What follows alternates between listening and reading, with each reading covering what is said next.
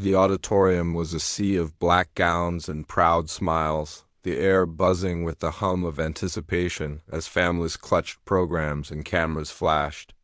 It was graduation day at Crestwood University, a prestigious institution where the elite sent their heirs to carve their futures.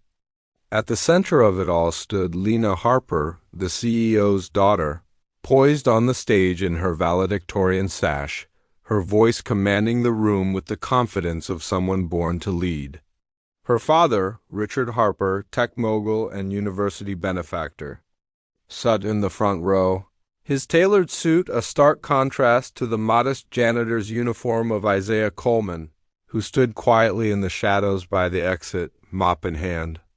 Isaiah was invisible to most a black man in his 60s, his face lined with years of labor and loss, his presence as unremarkable as the polished floors he cleaned. But when Lena paused her speech, her eyes locking onto him, the room held its breath. She pointed directly at him, her voice steady but charged with emotion, and said something no one expected. "That man saved my life, and none of you even know his name." The auditorium fell silent, and a story no one saw coming began to unfold. Pulling every listener to the edge of their seat, Lena Harper was Crestwood's golden child, the daughter of a billionaire whose name adorned the university's newest tech wing. Her life was a curated masterpiece: private tutors, Ivy League aspirations, a future mapped out in boardrooms and penthouses. But beneath the polish, Lena carried a secret, one that had nearly broken her 2 years ago. She'd been a freshman. Then, drowning in pressure her father's expectations, the weight of her last name, the whispers that she'd only gotten in because of his money.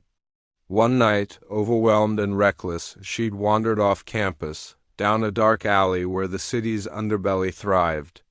A wrong turn, a shadowed figure, a knife glinting in the moonlight she'd frozen, her privileged world useless against the threat. That's when Isaiah appeared, not as a janitor but as a protector, his voice calm but firm, talking the attacker down, his presence a shield. He'd walked her back to safety, never asking for thanks, never mentioning it again. But Lena never forgot, and now, on this stage, she was about to make sure no one else did either. Isaiah Coleman was a fixture at Crestwood, as constant as the ivy on its walls. For 20 years, he'd cleaned lecture halls, emptied trash cans, and polished the floors where future CEOs and senators walked. To the students, he was just the janitor, his graying hair and quiet demeanor blending into the background. But Isaiah had a past that no one at Crestwood knew, a past that lingered in the scars on his knuckles and the weight in his eyes. He'd been a paramedic in his youth, serving in crisis zones during the Gulf War, saving lives under fire. After the war, he'd come home to a country that didn't know what to do with him, so he took the job no one else wanted. He didn't complain. He didn't expect recognition. But that night in the alley, when he saw Lena's fear, something old stirred, instinct to protect, to act. He'd never spoken of it, not to her, not to anyone, but the memory was etched into him, as real as the faded tattoo on his forearm, a medic's cross wrapped in a laurel wreath. The auditorium was still, the crowd hanging on Lena's every word. "I was 18, lost and terrified," she continued, her voice trembling but clear. "I thought I was done for. But Isaiah Coleman, the man you pass every day without a second glance, stepped in. He didn't hesitate. He didn't ask for anything. He just saved me." She pointed again, her hand steady, her eyes glistening. Isaiah shifted uncomfortably, his mop handle creaking under his grip. The faculty exchanged glances, the students leaned forward, and Richard Harper's face tightened not with pride but with something unsettled. Lena's speech was supposed to be about ambition, innovation, the future her father's money had built. Instead, she was rewriting the narrative, shining a light on a man the world had overlooked. The room's silence broke into murmurs, a mix of awe and disbelief. Lena pressed on, her voice gaining strength. You know my father's name. You know his buildings, his donations. But do you know Isaiah's? Do you know he served in a war, saved soldiers under fire, and came home to clean your messes? Do you know he's raised 3 kids alone, put them through school on a janitor's wage? The crowd stirred, some nodding, others squirming. Professor in the back whispered to a colleague, "Is this true?" Lena's eyes found Isaiah again, softer now. He never told me to thank him, but I'm telling you now, he's the reason I'm here. Not my name. Not my father's money. Him. Richard Harper's jaw clenched, his polished exterior cracking. He'd built Crestwood's legacy, but this wasn't his moment.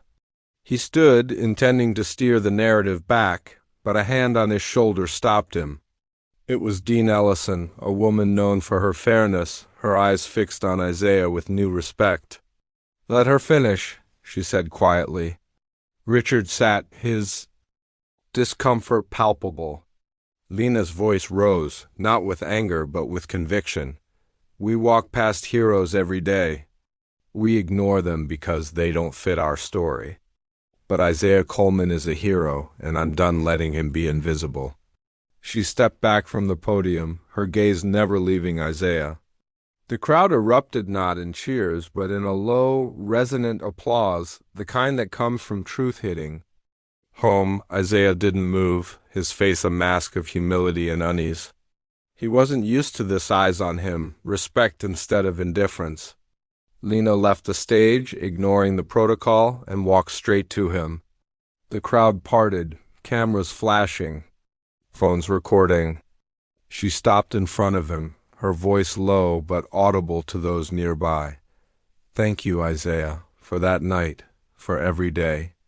He shook his head, his voice gruff. "Just doing my job, Miss Harper." But his eyes betrayed him, glistening with something he'd buried long ago. Lena smiled, a real one, not the polished grin of a CEO's daughter. "Your job changed my life," the moment rippled outward. Students stood, clapping louder now, some whispering his name. Faculty members approached, offering handshakes Isaiah accepted with a reluctant nod. Richard Harper remained seated, his expression unreadable, but his assistant was already typing furiously, pulling up Isaiah's employment file. The story didn't stop at the auditorium. By nightfall, clips of Lena's speech were trending on X, hashtags like hashtag Isaiah Coleman and hashtag Unsung Heroes gaining traction. A scholarship fund in Isaiah's name started online, donations pouring in from strangers moved by his story. Reporters dug into his past, uncovering his service records, his quiet sacrifices. Crestwood's administration, caught off guard, issued a statement honoring him. But it was Lena's words that echoed loudest. Isaiah went back to work the next day, mop in hand, but the campus felt different. Students nodded to him, some saying, "Thank you, sir." A few left notes on his card, small, heartfelt messages. Lena visited him in the maintenance room, away from the cameras. "I meant every word," she said. He looked at her, his voice soft. "You didn't have to do that, Lena, but it means something." She nodded, understanding the weight of his words. The world was watching now, but for Isaiah, it was about the kids he'd raised, the lives he'd touched, the quiet dignity he'd never lost. This wasn't just a graduation story, it was a call to see the unseen, to honor the heroes we pass. Every day, if this moves you, share it. Tell someone about Isaiah, the janitor who saved a life and reminded us what courage looks like. Be the voice that says, "He's real,